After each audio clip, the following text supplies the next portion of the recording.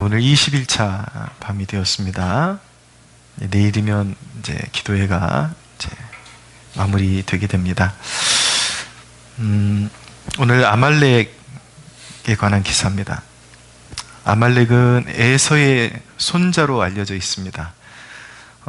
아말렉의 그 후예들이 아말렉 족속인데, 오늘 본문에 이 광야 생활에 지쳐 있는 하나님의 백성들을 뒤에서 급습해서 굉장히 어렵게 만들었습니다. 근데 그들의 그런 행실이 하나님 앞에 찍혀가지고 영원토록 저주를 받고 하나님의 대적이 되고 진멸의 대상이 된 것입니다.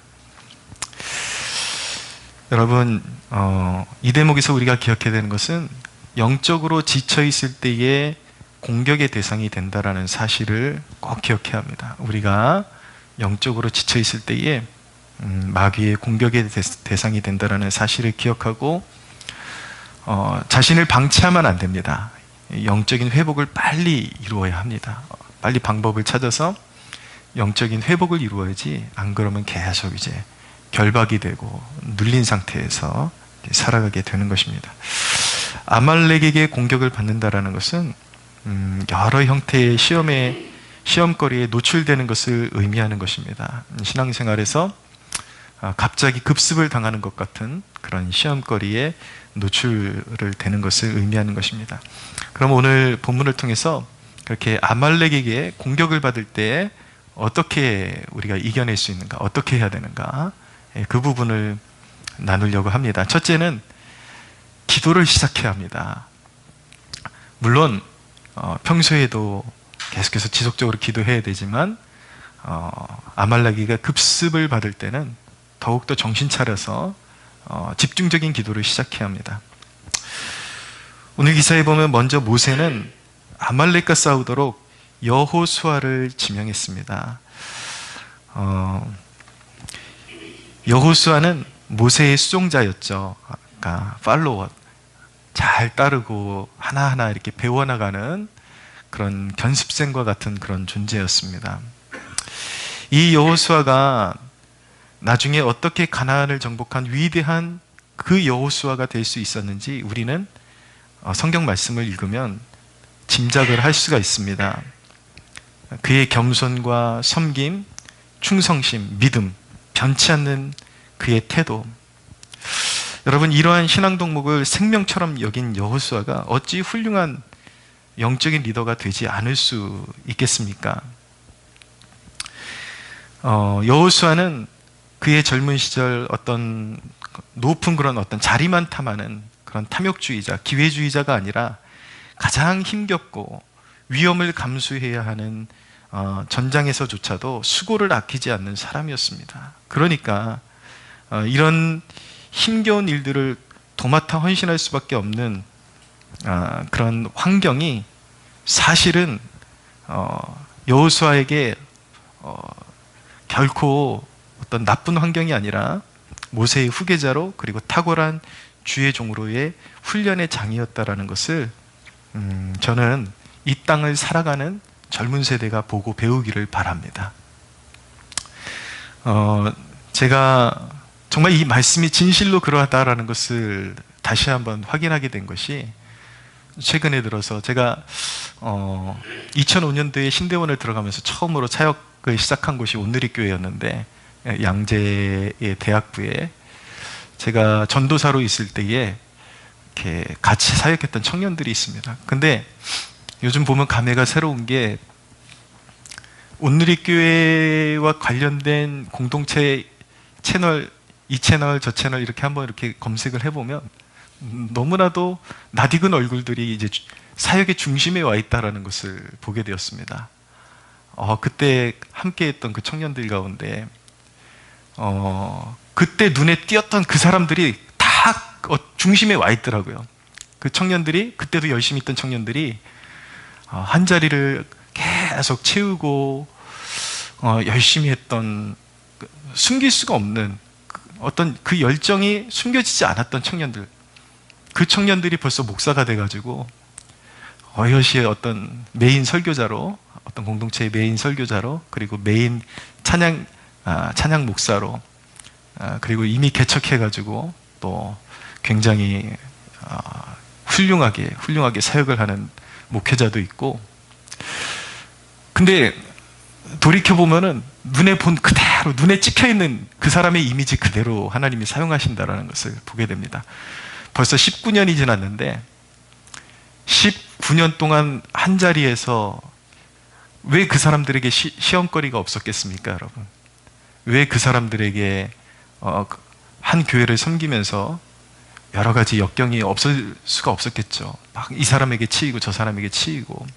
그런데도 불구하고 그 한 곳에서 계속 그 주어진 자리에서 열심히 주님을 섬겼던 바로 그 청년들이 그대로 그 심은 대로 거둔다라는 말씀이 정말 진리이더라고요. 심은 대로 거둔다라는 그 말씀이 정말 진리이더라고요. 그때 그 봤던 청년들이 지금 허여시 그 공동체들의, 이제 파생된 공동체들의 메인 설교자가 되고 사역자가 되고. 여러분, 하나님 앞에 충성된 일꾼은 여러분 시간이 지나면 지날수록 하나님께서 더 정말 돋보이게 아름답게 사용하신다라는 것이 진리임을 믿으시기를 바랍니다. 여러분, 여기서 정말 그런 하나님의 그런 일꾼들이 배출되기를 주님의 이름으로 축원합니다. 정말 너무 신기하더라고요.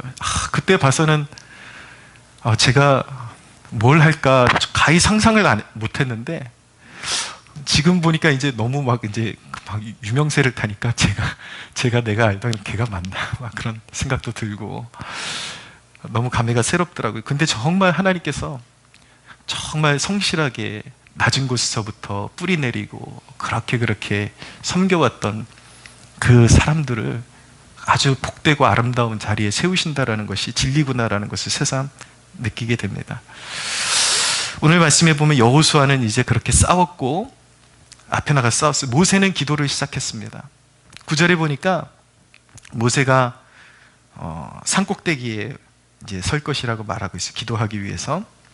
산꼭대기는 이제 원어적으로는 기브아라고 하는데, 기브아는 사실 작은 언덕이라는 뜻입니다. 그래서 성경학자들은 이것이 높은 산이 아니라 아마 그 전장지가 훤히 내려다 보이는 작은 언덕일 것이다 라고 그렇게 예측을 하는데, 사실 구체적인 건 알 수가 없어요. 알 수가 없지만 어쨌든 간에 전쟁터가 내려다 보이는 그 산꼭대기에 모세는 그곳에서 기도를 시작한 것입니다. 어쩌면 우린 여호수아와 모세의 역할을 동시에 감당해야 할 수도 있습니다. 무슨 말씀이냐면 역할 분담이 될 수도 있겠죠. 예를 들어서 어떤 교회 같은 경우는 이제 설교자가 설교를 하면은 뒤에서 계속 이제 중보팀이 있어가지고 중보를 하는 그런 시스템을 갖추고 있는 교회들이 있습니다. 그렇게 역할 분담을 할 수도 있지만 어떤 경우에는 내가 싸우고 내가 기도해야 되는 그런 이제 상황이 있을 수가 있겠죠. 우리 자신이 여호수아의 역할도 감당하고 모세의 역할도 감당해야 될 때가 있다라는 말씀이에요. 근데 여러분, 이 기사에서 가장 중요한 포인트는 무엇이냐면 여호수아의 싸움을 결판 짓는 요소가 바로 모세가 손을 들고 기도하는 그 산에 있었다라는 것입니다. 앞에 나가서 여호수아가 싸우고 있지만 그 전면전에 있는 그 싸움을 결정짓는 요소가 모세가 올라가 있는 그 기도의 산, 거기에 그 기도의 성패가 바로 눈에 보이는 싸움의 성패를 가른다라는 것을 이제 가르쳐 주는 것이, 오늘 포인트가 거기 있습니다. 눈에 보이는 게 결판을 결정하는 것이 아닙니다. 눈에 보이지 않는 뒤에 그 산에서, 그 언덕에서 우리식으로 적용하면은 우리가 기도하는 골방에서 이미 성패는 결정되는 것입니다. 어떤 사람의 경우에는 남몰래 그 어두운 새벽 미명에 나와서 기도하는 그 기도의 제단에서 인생의 성패는 결정되는 것이죠. 여러분, 기억해야 하는 것은 대개 실용적인 사람들은 액션만 취하려고 합니다. 아말렉이 쳐들어오면은 너무 당황스러우니까 어떤 액션만 취하려고 그래요. 그렇지만 영적인 판도를 움직이는 힘이 기도에 있다는 것을 우리는 잊어서는 안 되는 것입니다. 그러므로 아말렉이 쳐들어오면 기도부터 시작해야 하는 것입니다. 할렐루야. 두 번째로, 기도의 동역이 이루어져야 합니다. 하나님은 중요한 교훈을 가시적으로 가르쳐주고 계십니다. 11절에 보니까 모세가 손을 들면 이스라엘이 이기고 손을 내리면 아말렉이 이기더니 라고 말씀하고 있습니다. 하나님께서 기도의 원리를, 영적 전쟁의 원리를 가시적으로 이렇게 보여주고 계신 거예요. 여러분, 전쟁 중에 기도는요, 간헐적이어서는 안 됩니다. 여러분, 중요한 뜻을 품은 타이밍에 간헐적인 기도의 사람은 결코 승리할 수가 없습니다. 잘 들으십시오, 여러분. 이 말씀은 이 다니엘 기도에 국한된 얘기가 아니라 여러분들의 모든 기도 생활을 포괄적으로 지금 말씀을 드리고 있는 거예요. 어떤 영적인 싸움이 시작됐고, 어떤 하나님께서 품게 하신 뜻이 있어요. 어떤 기도 제목이 있어요. 어떤 이 삶 가운데 반드시 뚫어내야 되거나, 아니면 정말 이거는 나의 어떤 사치나 어떤 나의 그런 유욕을 위해서 구하는 것이 아니라 정말 인생에 사활이 걸린 그런 어떤 응답받으면 안 되는, 응답받지 않으면 안 되는 그런 사활이 걸린 문제가 있는데, 그런 뜻을 품고서 간헐적인 기도를 하는 사람은 결코 뜻을 이루어낼 수가 없습니다. 구하라 그리하면 주실 것이요, 찾으라 그리하면 찾아낼 것이라고 말씀하고 있는데, 간헐적인 기도의 사람, 기도하다가 멈추고 한창 공백돼서 조금 또 뭐가 갈급함이 올라오면 또 기도 시작하고, 이런 식으로 기도의 습관이 돼버리면 그 어떤 것도 영적인 것을 취할 수도 없고 성취할 수도 없습니다.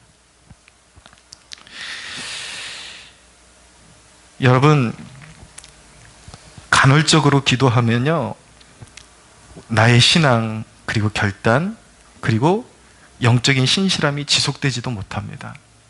오직 지속적인 기도만이, 모세가 손을 올리면 승리하고 모세가 손을 내리면 패배하고, 이런 원리가 우리의 삶 가운데 실제적으로 일어나는 영적인 원리라는 것을 깨달아야 됩니다. 그 깨달음이, 여러분, 오늘 그 깨달음만 가지고 여러분들이 집으로 돌아가셔도 이미 말씀에서 전부를 얻은 것입니다. 할렐루야. 12절에 보니까 모세의 팔이 피곤하매 라고 말씀하고 있어요. 모세가 혼자 감당하기에는 힘들었다라는 말씀이죠. 여러분, 우리가 영적 전쟁을 수행하면서 육체를 가지고 있다는 것을 기억해야 합니다. 앞서 총대를 맨 리더가 번아웃이 될 수도 있다는 점을 기억해야 합니다. 기도의 짐을 함께 져줄 아론과 훌 같은 동역자가 필요합니다. 하나님 나라의 싸움에는 서로 간에 붙들어주고 세워줄 수 있는 동역자가 필요합니다. 여기서 이제 그렇게 중요하지 않을 수는 있는데, 여러분들 잠깐 참고하라고 말씀드리고 싶은 거는, 훌이라는 인물이 누구냐면, 이 역사가 중에 요세푸스라는 사람이 있는데 굉장히 박식한 사람입니다. 이 요세푸스의 기록에 의하면 이 사람은 갈렙의 아들이고, 그리고 미리암의 남편이었다라고 그렇게 증언을 합니다. 그리고 이제 나중에 성막을 지을 때에 아주 공교한 그런 것들을 잘 지을 때 쓰임 받았던 부살렐이라는 사람이 있습니다. 오홀리압과 부살렐, 그 부살렐의 조부로 알려져 있습니다. 이런 것도 보면 참 하나님이 영적으로 그렇게 하나님 앞에 그 모세와 함께 산꼭대기에 서서 그렇게 섬겼던 그런 그 영적인 흐름이라는 게 있는 것 같아요.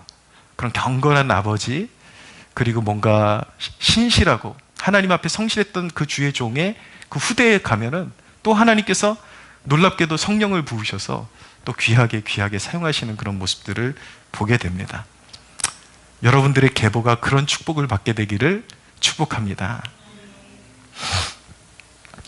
여러분, 하나님 나라의 최고의 섬기면 기도의 동역자가 되어주는 것입니다. 리더를 기도로 세워주는 사람은 결국 좋은 영향력을 받게 될 것입니다. 여러분, 여러분들이 저를 위해서 만약에 계속 기도를 해준다면 제가 그 힘으로 또 설교할 때 좋은 영감을 받아서 여러분들에게 좋은 말씀을 계속해서 이렇게 흘려보내겠죠. 서로 서로에게 좋은 영향력이 될 수밖에 없는 것입니다. 영적 싸움에서도 한 사람보다 삼겹줄이 나음을 알아야 합니다. 성경의 역사를 보면 교회가 위기를 만날 때마다 언제나 돌파구는 성도들이 모여서 함께 기도의 싸움을 함께 수행하는 것이었습니다. 두세 사람이 모인 곳에 우리 주님이 강권적으로 역사하십니다. 다니엘도 그랬습니다. 다니엘이 위기를 만났을 때 느부갓네살 왕이 자기가 어떤 꿈을 꿨는데 너무 참 그 인상적이 지워지지 않는 꿈을 꾸고 나서 그 뜻을 알고 싶었는데 그 꿈을 먼저 술사들한테 알려주면은 술사들이 그 꿈을 자기가 자의적으로 해석해가지고 지어낸 말을 자기에게 알려줄까봐 아예 술사들한테 내가 꾼 꿈이 뭔가까지 맞춰봐라. 안 그러면 다 죽여버리겠다. 그러니까 다니엘이 나서서 잠깐만 시간을 달라고 그렇게 하고서 다니엘이 어떻게 처신하냐면 그 일을 가지고 우리가 잘 알고 있는 세 친구들에게, 다니엘과 세 친구, 자기의 친구들에게 가서, 영적인 친구들에게 가서 이 일을 위해서 함께 중보해달라고 기도하고 부탁하고, 그들이 함께 기도했을 때 하나님께서 다니엘에게 그 꿈을 알게 하시고 해석을 알게 해주셔서 위기를 극복할 수 있게 그렇게 도와주신 그런 사건이 있습니다. 사도행전에도 보면 4장에 보면은 사도들이 종교적인 권세자들의 핍박을 받으면서 너희가 예수 이름으로 전하지 말아라, 안 그러면 가만두지 않겠다라고 하니까 그들이 사람의 말을 듣는 것과 하나님의 말씀을 듣는 것 중에 어느 것이 옳으냐 너희가 판단하라, 그렇게 담대하게 하고 나와서 그들이 바로 취한 액션은 무엇이냐면 교회 중에 와서, 공동체 중에 와서 성도들과 함께 합심해서 손을 들어 부르짖어 기도했다라는 말씀입니다. 그 기도가 응답되니까 터가 진동하고 하늘의 권능이 임하고 그들에게 하나님의 말씀을 담대히 증거할 수 있는 그런 권능이 임했다라고 기록하고 있습니다. 가장 기독교의 핍박이 가장 극심한 그 시기에 그 핍박이 사라진 것이 아니라 그들은 성령의 능력을 받고 그 핍박을 넘어설 수 있는 용기와 말씀의 권능을 받아서 가장 극심한 핍박의 때를 기도의 능력으로 돌파해내는 그러한 놀라운 역사를 체험하게 된 것입니다. 할렐루야. 그래서 여러분, 아말렉이 쳐들어올 때 중요한 것은 기도의 동역이 중요하다. 함께 모여서 서로 붙들어주고, 리더가 지칠 때 뒤에서 받아서 해주고, 또 같이 기도의 힘을 합쳐주고 같이 기도할 때에 아말렉의 기세는 꺾일 수밖에 없다라는 것을 우리에게 가르쳐주고 있는 것입니다. 세 번째로, 아말렉이 쳐들어오면 이길 때까지 기도해야 됩니다. 이길 때까지. 이거 되게 중요합니다, 여러분. 언제까지 기도해야 되는가? 이길 때까지 기도해야 합니다. 13절에 보시면은 여호수아가 칼날로 아말렉과 그 백성을 쳐서 무찌르니라 라고 말씀하고 있어요. 결국은 기도가 결실을 맺게 되는 거죠. 손을 내리지 않고 끝까지 같이 협력하고 중보하고 동역했더니 결국은 영적인 판세가 이제 가름이 나는 것입니다. 여러분, 합심 기도는요 반드시 위력을 발휘하게 되어 있습니다. 모세와 하나님의 백성들은 마침내 기도로 말미암아, 끝끝내 포기하지 않는 기도로 말미암아 승리를 거두어냈습니다. 마귀 권세의 도전의 승리의 비결은 무엇이냐? 이길 때까지 기도하는 것입니다. 어떤 가정의 시험거리가 와요. 아니면 어떤 하나님께서 내 인생에 무언가 극복해야 될 어떤 인생의 과제를 남겨주셨어요. 그러면 언제까지 기도해야 되는가? 그냥 얼버무려서 한번 기도하고 하나님이 알아서 해주시겠지, 그게 아니라 승부가 날 때까지 기도해야 된다는 것입니다. 여러분, 결국은 기도의 사람을 이길 수는 없습니다. 세상도 그 무엇도 끈질긴 기도의 사람을 이길 수는 없습니다. 그것을 역사가 증명하고 있는 것입니다. 여러분, 하나님께서 사용하셨던 위대한 일꾼들, 주의 종들, 한결같이 특징이 열정적인 기도의 사람들이었다라는 것입니다. 특히 종교개혁자들은 한결같이 하나같이 열정적인 기도의 사람들이었습니다. 거대한 권력도 그들을 막을 수도 이길 수도 없었습니다.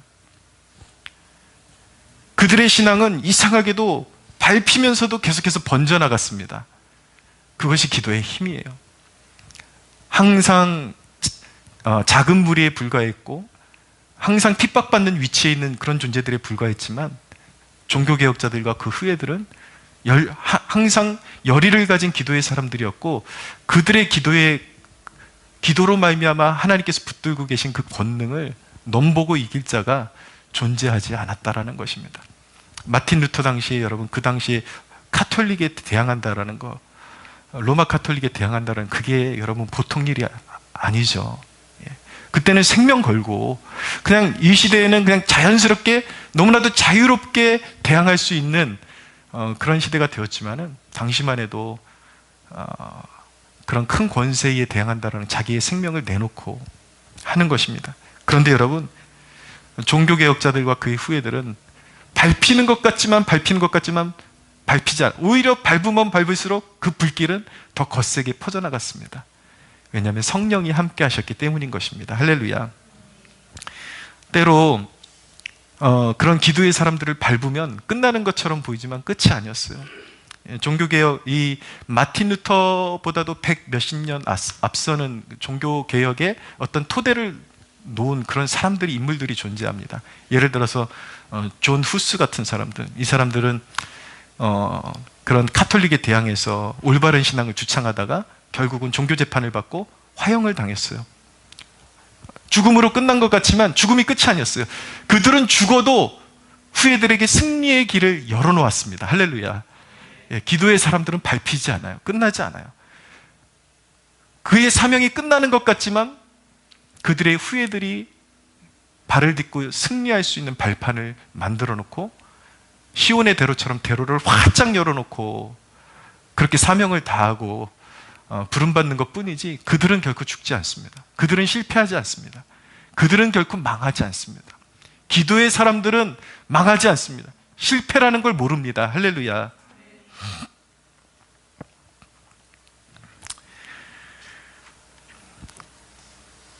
여러분, 단언컨대 기도의 사람은 패배하지 않습니다. 여러분, 누가 승리할지 궁금하다면 알아보는 것은 어렵지 않습니다. 누가 진지한 열정으로 기도하는지를 보면 됩니다. 그 사람의 미래가 촉망할지 아닐지 알아보는 방법은 분명히 있습니다. 그 사람의 기도하는 모습을 보십시오. 그 사람의 기도하는 모습에 미래가 담겨 있습니다, 이미.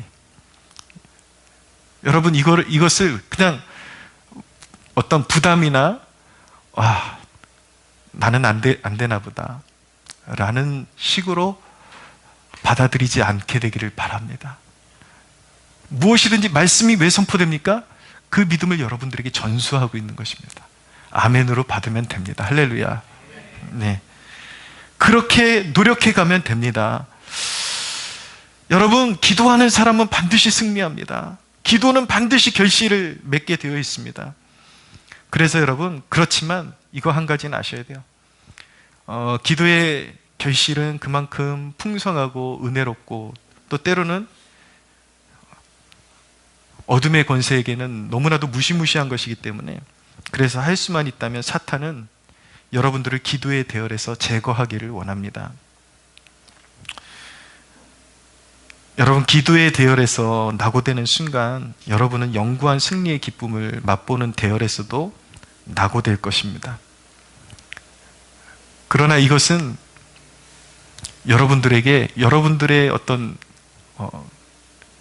의지를 돋구고 여러분들로 하여금 가장 선한, 가장 현명한 선택을 할 수 있도록 여러분들에게 하나님께서 주시는 말씀임을 믿어야 합니다. 사랑하는 여러분, 기도의 대열에서 이탈하지 마십시오. 어떤 방법을 취하든 기도하십시오. 골방을 만드십시오. 가능한 사람들은 새벽에 나와서 기도하십시오. 수요일에 나와서 기도하십시오. 무엇을 어떤 장소에든지 기도의 줄을 놓지 마십시오. 할렐루야. 네.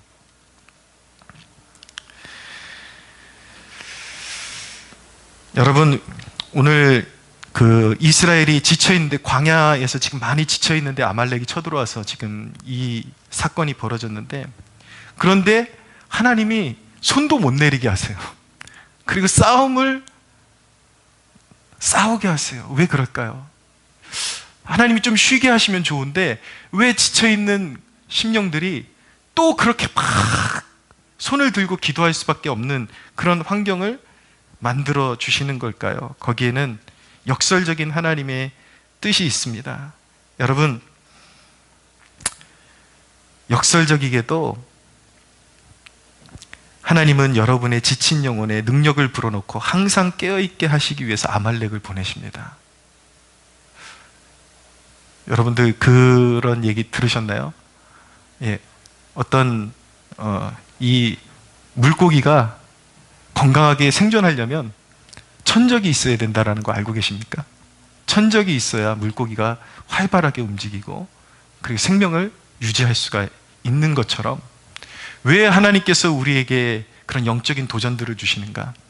사실은 우리를 가만히 있으면, 사실 그게 가만히 있으면 인간적인 생각으로는 그것이 소송될 것 같지만 반대라는 거예요.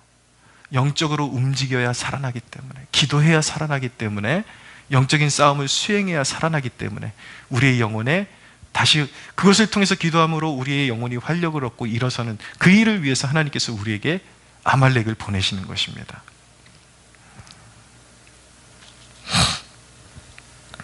14절을 보십시오.